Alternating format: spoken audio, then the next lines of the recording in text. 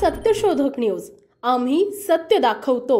मोठे वाघोदा येथे 70% मतदान, महिलांचा व युवकांचा उत्स्फूर्त असा प्रतिसाद। सविस्तर असे की रावेर तालुक्यातील मोठा वाघोदा येथे लोकसभेची सार्वत्रिक निवडणूक पार पडली। येथे सकाळी 7 वाजतापासून सुरू झाल्यापासून महिलांची रांग लागलेली होती। तसेच उमेदच्या माध्यमातून सुरू असलेल्या बचत गटाच्या महिलांनी सामूहिक मतदान केले। या केंद्रावरील एकूण मतदान 6697 इतके होते, तर यातील 4655 या मतदारांनी मतदानाचा हक्क बजावला।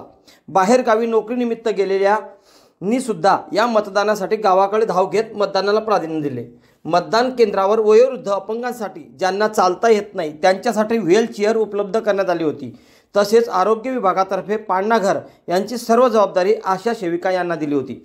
येथील 100 वर्षे वय असलेल्या श्री वामन ओंकार पाटील यांनीही आपला मतदानाचा हक्क बजावला।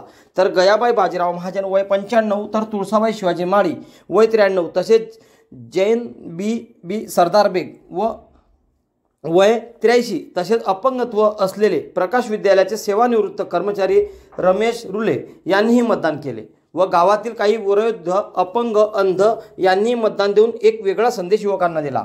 रावेर लोकसभा मतदारसंघाचे उमेदवार श्रीराम पाटील यांनी मतदान केंद्राला धावती भेट दिली।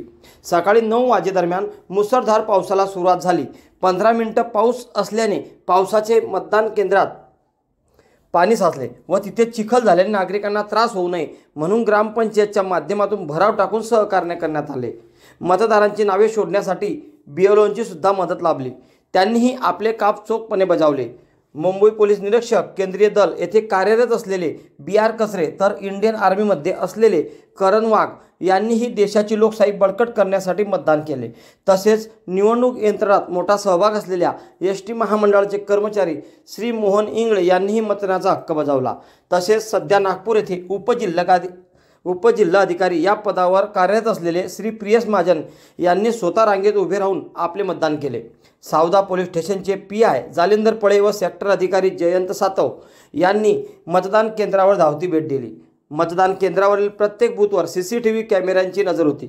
मतदान केंद्रावर कोणतीही अडचण येऊ नये व मतदान सुरळीत व्हावे यासाठी सरपंच, उपसरपंच, ग्रामसेवक, तलाठी, तसेच ग्रामपंचायत कर्मचारी, पोलीस पाटील, आरोग्य सेवक, BLO, पत्रकार, पोलीस कर्मचारी यांनी सहकार्य केले।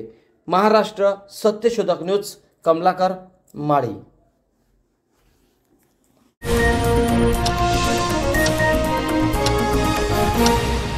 महाराष्ट्र सत्यशोधक न्यूज,